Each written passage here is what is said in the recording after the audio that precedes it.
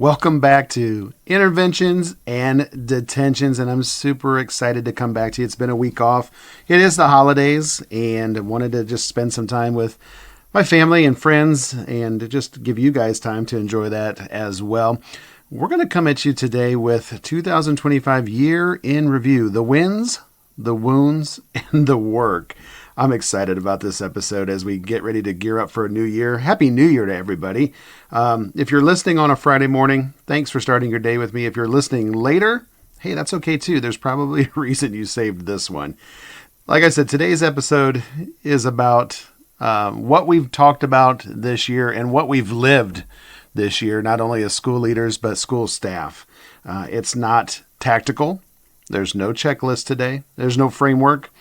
There's no 5 things to fix your school by Monday kind of vibe today. It's about reflection. And this is a reflection episode. Because before we sprint into this new year, another initiative or another round of expectations, we need to stop and acknowledge what 2025 actually asked of us as educators. If you're driving right now, if you're walking the building early, or if you're just sitting alone after dismissal, this episode is for you. And I want you to listen slowly. Not while multitasking like we often do, not while planning your next meeting. Just listen. Because we don't do that enough in education. We don't give ourselves the time to just sit and listen sometimes to the things that we really need to listen to. So let's talk about let's talk honestly about how this year felt. Not the polished version, not the conference version that we all love to attend, the real one. Here's what I think 2025 felt like to me. It felt a little relentless.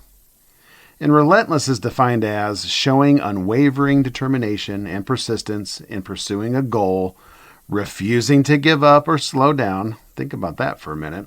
Despite the obstacles, the difficulty, or the opposition, often with intense focus and energy.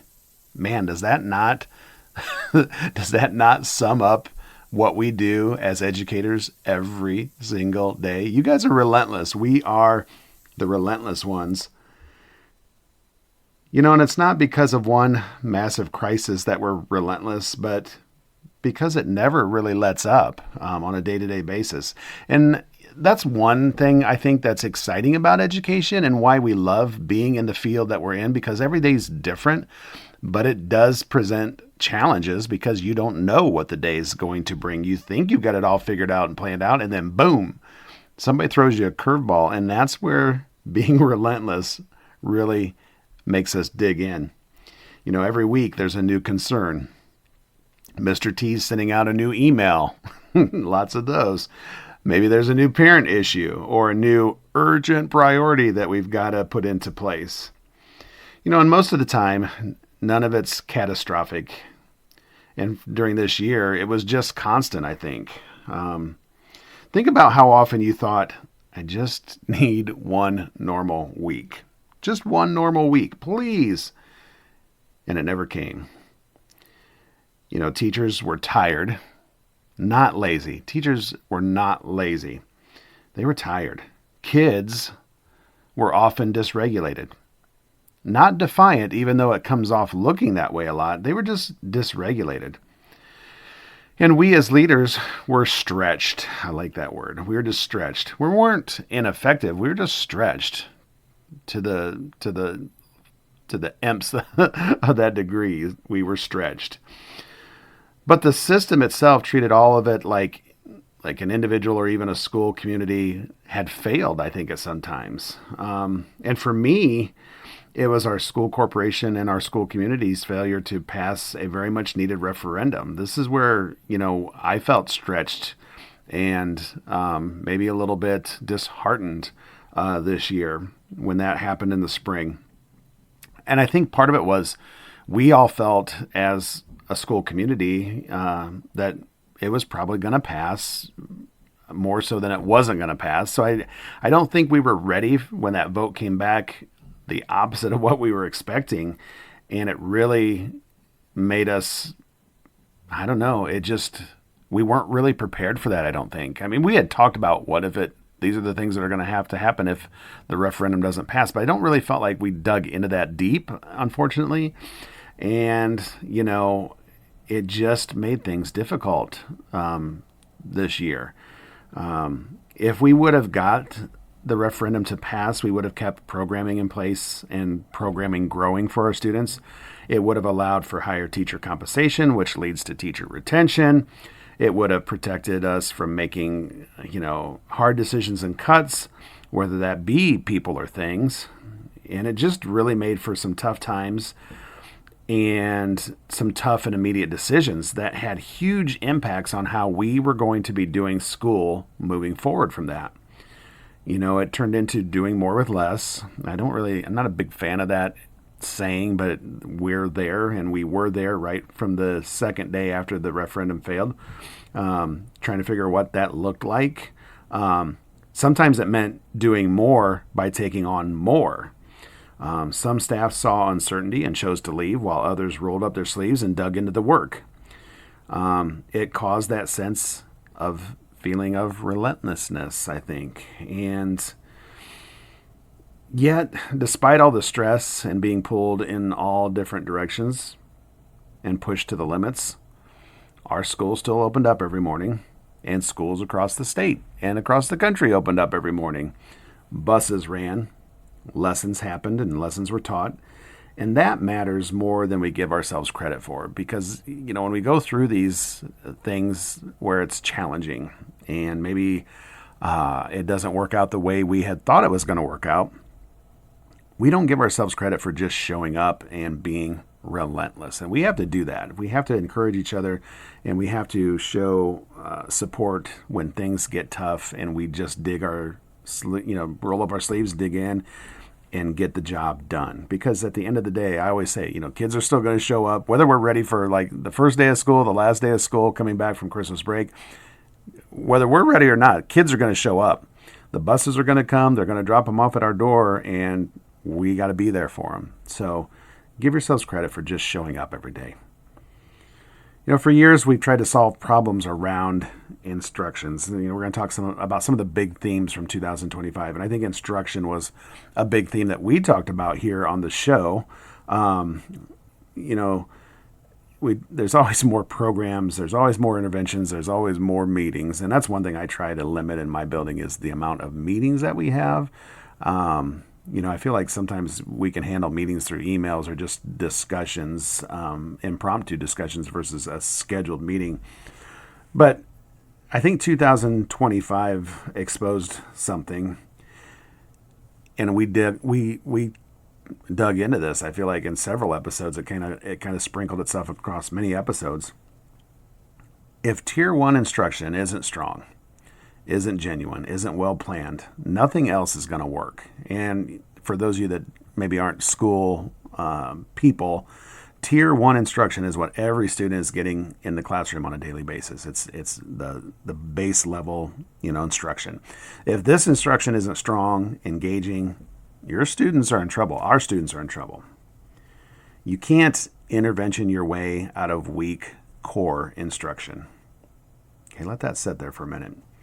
You can't behavior chart your way out of student disengagement. I've always said you can't consequence a behavior out of a kid. There's other things that need to be done. There's other strategies that need to happen. A consequence is not going to fix the behavior. I'm fortunate enough in my building to have a very solid teaching staff. I hope they're listening because, one, I love you guys and you're an amazing group. I have strong grade level teams. They're collaborative. They work well together. Are they perfect? No. And I think they would all tell you that. They might not say that in front of each other, but I think they know each other well enough to say, no, we're not perfect. We're like any normal family. There's personalities, there's conflicts that come up day to day, week to week. But at the end of the day, of the school day, you have people that are working together with one common goal, and that's teaching kids. I don't think any teacher in my building, in our corporation, and probably any teacher that's truly in the job because they love to teach are not going to do anything intentionally to wrong kids in their classroom. Now, I've said this before, they might need support that they don't even understand or maybe realize that they need sometime. And that's where we as leaders need to jump in and recognize that and give the teachers support and PD and maybe a coach or something like that. But they're all here for kids. They're all here to make kids better. When the day is done, that's what they want to do. The schools that stabilized this year, they really doubled down on some things. They doubled down on focusing on clarity, focusing on consistency, and really going back to just teaching fundamentals. I really feel like that's where we're at a building, or maybe we're getting there. We're realizing that, with the pressure of iRead in grade 3 for our students to take this test and have to pass it so they don't get retained, we really got to focus on just the basics of learning how to read, and starting with letters and letter sounds and letter recognition, and building that into words and words into sentences so that students can truly comprehend reading. So we're getting back to the basics and the fundamentals. It's nothing flashy. It really isn't. And it's fun to watch teachers kind of discover those things and focus on, like, this is what I really, like they're kind of dissecting their students in their class. Like, I'm watching how they're doing on this, and I think if I would just incorporate this into my instruction, it would make a difference. Like I said, it's not flashy. It's just focusing on being effective and making it a goal to get better, to do better. I love when teachers do that. Another thing that we talked about this year, behavior. Behavior was a symptom. And I don't know, I don't like blaming it on COVID. I think there's more than just COVID. COVID obviously didn't help, and we're starting to see those kids coming into schools now, the COVID babies, if you want to call them that. Behavior was hard this year. Yeah, it's hard every year. And I think it looks different year to year. And like I said, you can't really blame it on one little thing. It's not a COVID issue. It's not a parenting issue. It's to me, it's more an environmental issue. All the things that kids go through environmentally that they're exposed to, whether it be food, culture, social media, parenting, all those things. Oh, let's not forget trauma. We'll talk about that in a minute as well. Behavior wasn't the disease. Okay, capacity was. Kids with emotional needs that schools weren't built to carry alone. Adults being asked to do more with less again. We talked about that. Detention didn't fail. Suspensions didn't fail. Pretending behavior exists in isolation is what really failed. When we do that, it fails. I think we as schools are still battling that whole concept of whether it's our job or not to deal with a student's emotional needs or the trauma that they've experienced. It is relatively new and relevant of a concept that schools are being forced to deal with, whether we like it or not, whether we want to or not. Social emotional health, dysregulation, trauma, adverse childhood experiences, those are all real things that some people in schools don't want to buy into or don't want to accept. Students bring this to us when they enter the building each day. And again, my own personal thoughts are we can't ignore it. We just can't. But sometimes we do have to provide the right training and support so that all staff are equipped with those strategies and interventions that they need to support the students during these tough times and those things that they bring, the trauma, the stress, the emotional health, the dysregulation. We can't punish those things out of kids. We can give consequences for students' actions, totally appropriate. It doesn't fix the behavior. We have to go beyond. We have to dig a little deeper. We have to scratch that surface of what's going on and what's causing the dysregulations. Was it childhood trauma? Was it something that happened last night? Do they not have food in their house? Are they hungry? Are they tired? All real things that kids come to us, and that's not their fault. They're kids. Okay, but we have to be equipped with those strategies, interventions, and the knowledge needed to support those students when they are in those situations. So let me say this clearly for just a moment. I think school leaders and I think all educators are exhausted at this point. All school staff. We're just tired. And it's not because it's busy. It's not because we're stressed. I'd say depleted. Depleted might be the best word to describe how a lot of people that work in schools are feeling these days. We're depleted. We're just pushed to the limits. We're trying to be instructional leaders. We are trying to be emotional anchors for not only each other, but obviously for our students. We're trying to be compliance officers because there's always mandates that we are supposed to be living up to. We're also public relation managers, keeping those public relations with our parents, our community members, all these things at once. And the strongest educators this year weren't loud. They were steady. I think steady is a nice word to describe the most productive, strongest educators that we saw throughout this school year. They used consistency over charisma. I mean, charisma is something that can get you far in a classroom, but consistency is going to get you further because kids thrive on that. They were there. Their presence was there over their performance. And again, performing in a classroom can make or break you sometimes too. But again, just being there and showing up for your kids is probably the best thing that you can do. They don't care if you can perform or not. They just want you there. So let's talk about wins for a minute, because I feel like I've been a little bit of a Debbie Downer talking about all the tough stuff that educators go through. And it isn't just 2025. It's tough every year. I always wish I could get, outsiders like community members, legislators to come spend a day or two in our building and shadow our teachers and see how hard teaching is, how hard school is for the people that work there. Whether you're a custodian, secretary, cafeteria worker, it doesn't matter. You're all doing something to support our kids. And it's a hard job. And we don't do it for the recognition. We do it because we love kids and we love our job. And we don't get to talk about the wins very much. But let's talk about that for a minute. The things that no one really posts about on social media, the staff who stayed, the staff who adjusted, the staff who showed up tired, but still caring for kids every single day. Those are the wins that we see. Students who made quiet growth, not test score miracles, just progress, just improvement. That's a win. Quiet growth in a classroom looks like students developing deeper thinking, those self-regulation skills, and engagement through focused, purposeful, calm, intentional learning. Seen in attentive observation, thoughtful responses, independent deep work, strong writing, and using quiet spaces to recharge rather than just silence for rule following or, fitting in. It's about cultivating emotional and intellectual maturity where students manage their energy and contribute meaningfully, even if quietly. Quiet growth. I love it.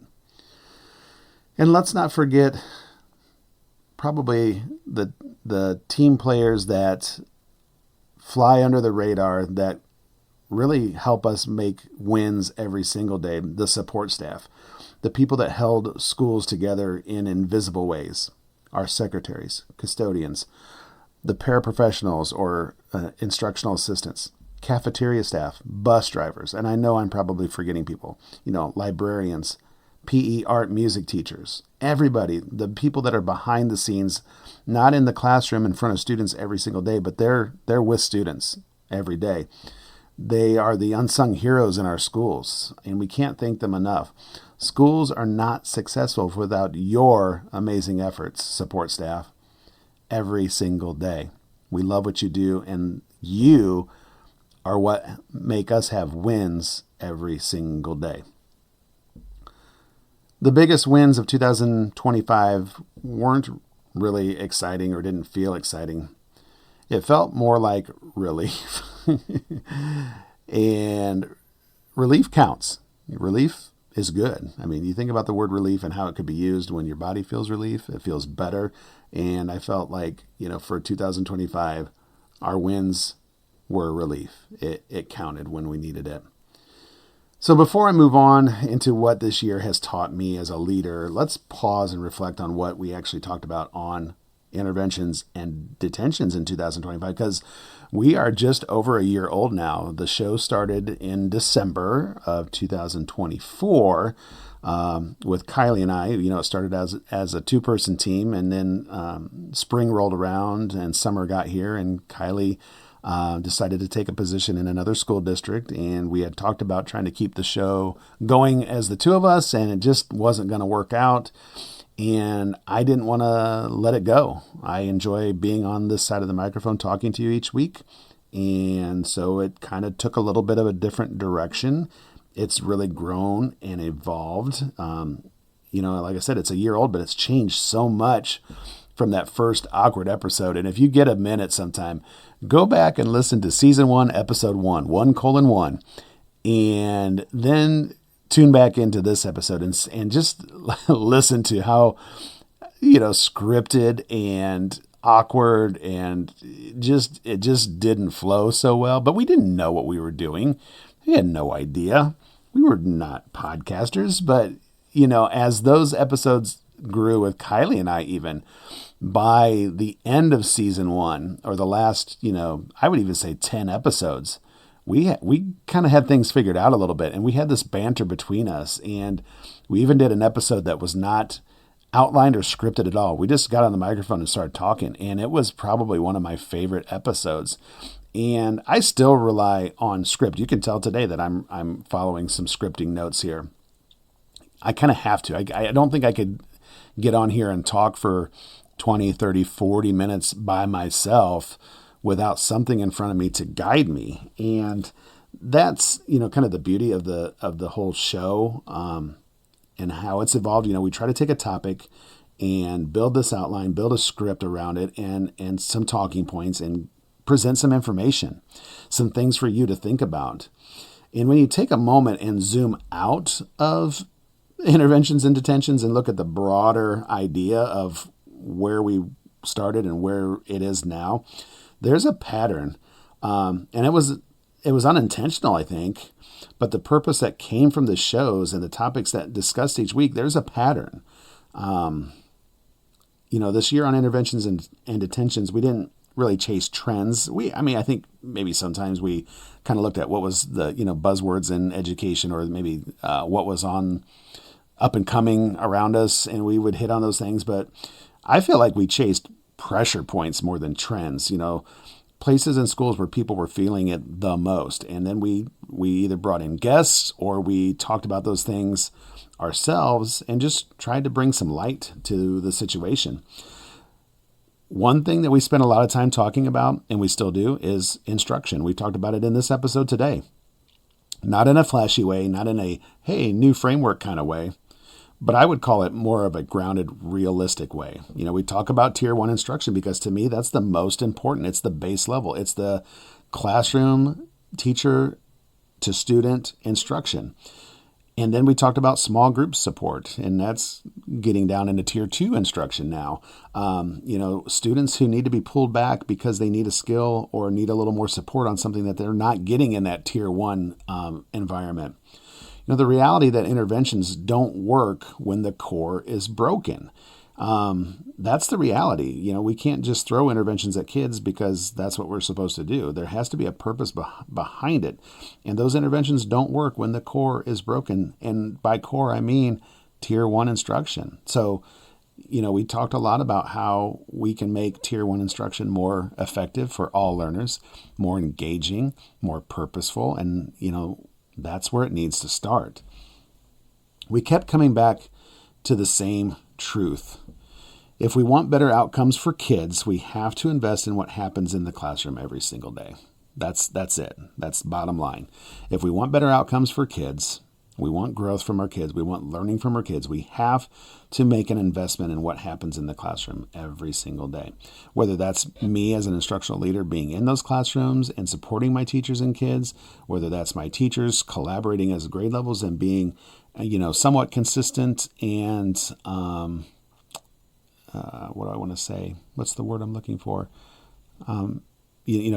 teaching with fidelity, which I know that's a buzzword and I'm not always keen on it, but at the end of the day, if we're not all teaching the same thing to our students at the same time, where are we going as a grade level? So being, having some fidelity and having some consistency is important for our kids every single day. We talked about behavior, and not just student behavior. We talked about adult behavior too. I remember having an episode all about that. We talked about systems of behavior and leadership behavior. We talked about why punishment alone doesn't change outcomes. It doesn't change behaviors. Why detention is often a signal, not a solution. Luckily for me in my primary building, I don't use detention. I don't think that, at least like after school detention. Now, I will do like a restricted lunch detention where a student doesn't get to eat lunch in the lunchroom. He comes eats lunch in my office, and that way we can talk and get to the bottom of what is going on. Like I said, it's a signal. It's not a solution. We talk about why behavior conversations fall apart sometimes when we ignore the context of the behavior. I think sometimes we get so focused on, just reaming a kid because they were being bad, quote unquote, without really focusing on why, the why behind it. And I know I fail sometimes as a leader when I look at a kid and go, why did you do that? They don't know why they did it most of the time, especially my primary kids. Their brain isn't in that spot yet cognitively to tell me, oh, well, I did it because blah, blah, blah. They don't know. It's often just a trigger reaction sometimes, but we've got to build a little context behind what led up to the behavior, what the behavior was, and what happened after the behavior. If we really want to try to fix it, those are the conversations that we need to have and can't let fall apart when we're trying to figure out that context of what happened. When we're honest about how hard it is, it helps us get things right. Think about that for a minute.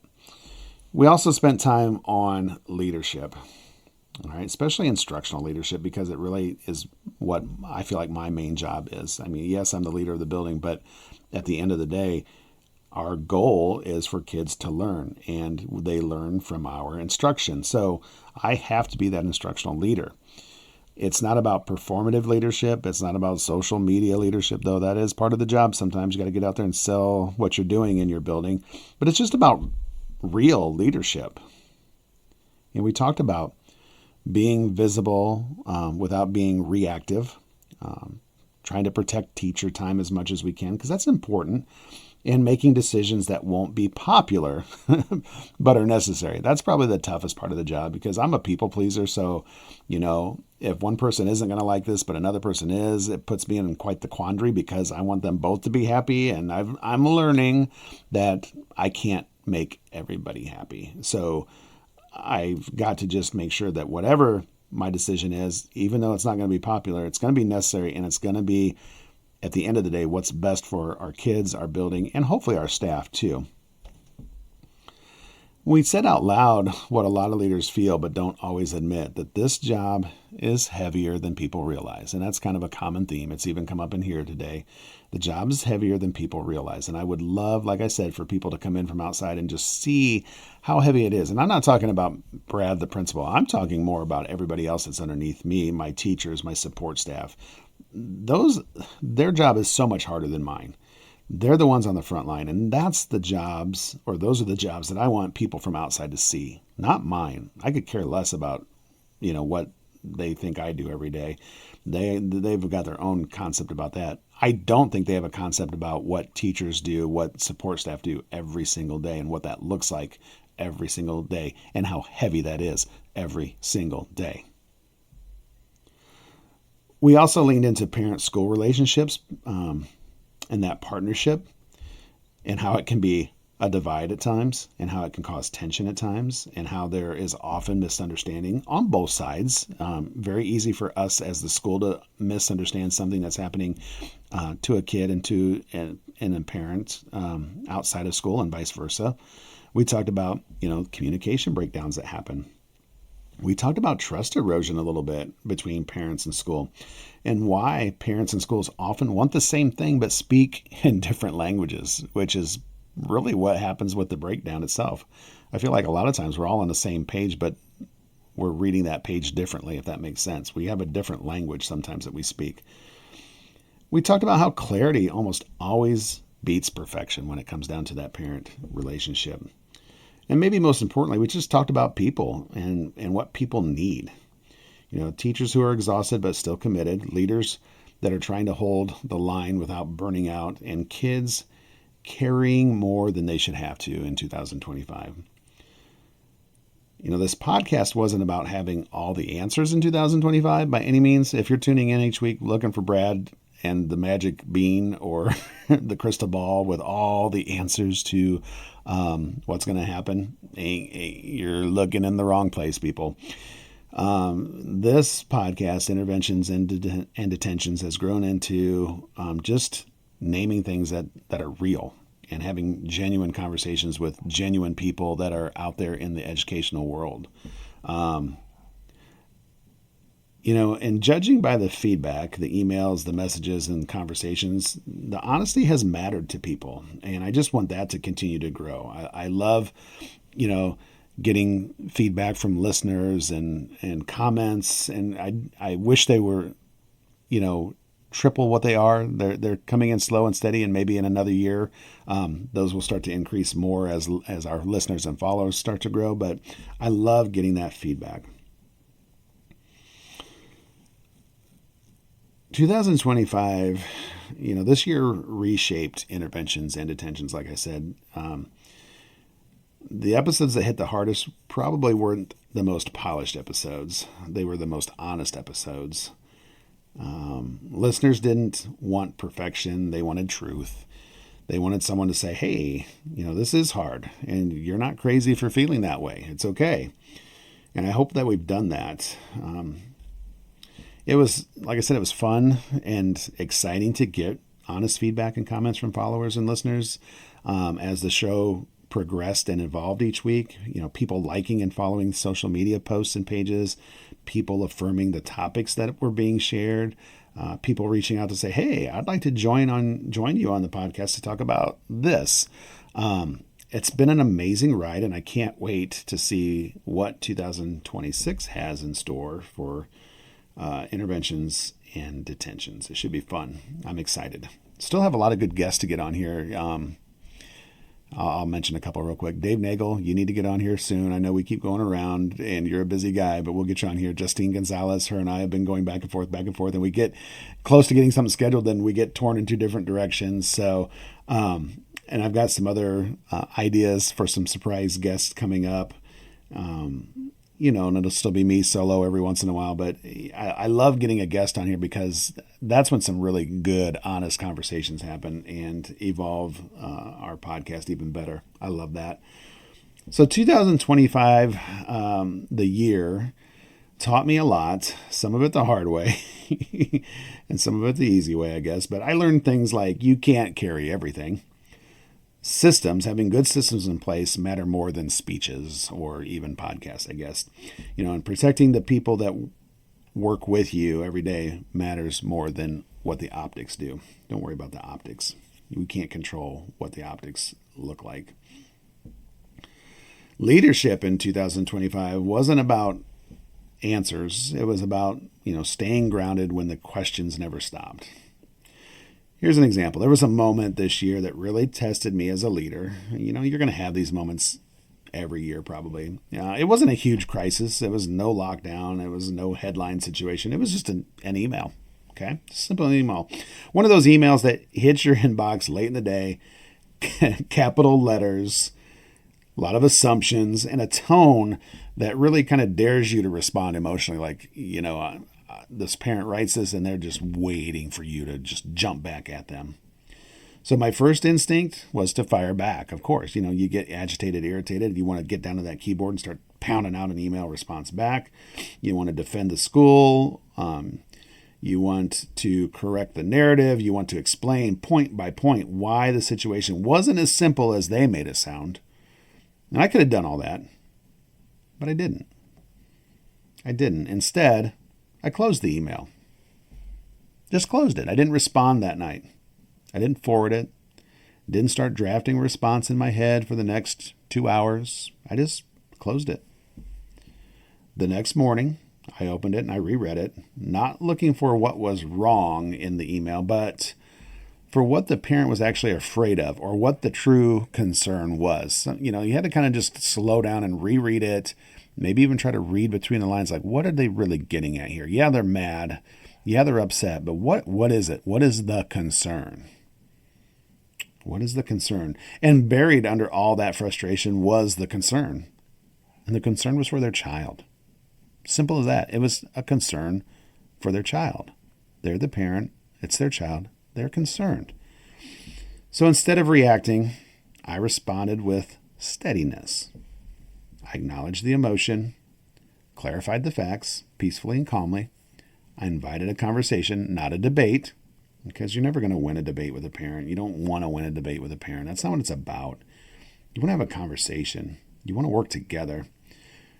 The situation didn't magically disappear, like we would love for it to do, but it did de-escalate, and that was a good thing. And more importantly, my staff didn't have to absorb my stress on top of theirs during this situation. And then that's when it kind of clicked for me. Leadership isn't about winning that moment. It's about stabilizing the system. It's about stabilizing the system and coming to some resolution and clarity. Whew. Big breath. Take a big breath with me. If you're listening and wondering how you made it through this year, just breathe. You did it. You did it because what you do matters. And don't ever let that idea and notion escape your brain. What you do matters. Even when it's invisible, definitely when it's exhausting.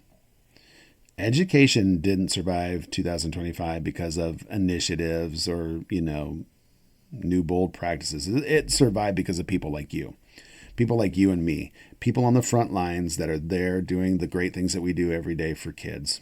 Okay, simple as that. So again, take that breath that you didn't get to take all year and take the win. You did it. Good job. And when you're ready, step forward again. And then take another step and another step and another step, because those kids are showing up on Monday. They're coming back from Christmas break, whether we're ready or not. Here they come. Just take that step forward. Thanks again for being here this week. I hope you've enjoyed this kind of year in review, and not just a year in education, but a year in interventions and detentions. I'm looking forward to a new exciting year of 2026. I told some of my office staff I want to make this year better, bigger, bolder than 2025, and they're all a big part of that. I love them and the support that they give me each week. I love the support that you guys give me. So keep tuning in. Share this with your friends and family members. You don't have to be in education to listen to interventions and detentions. Yes, we talk a lot about education, but I feel like it's relevant for anybody. So share this. Tell people to tune in and catch an episode. Go back and listen to episode 1:1. I dare you. And listen to the awkwardness that was episode 1, and fast forward to season 2. I can't even tell you what episode this is. I'd have to look. We're in the teens. I know that.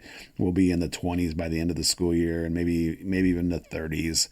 And we're going to keep on trucking. We're going to keep on going, and where this stops, nobody knows. So with that, have a great new year. Have a great week back with students for those of you that are coming back in the classrooms. I'll see you next week, next time on Interventions and Detentions. It's where the real learning begins.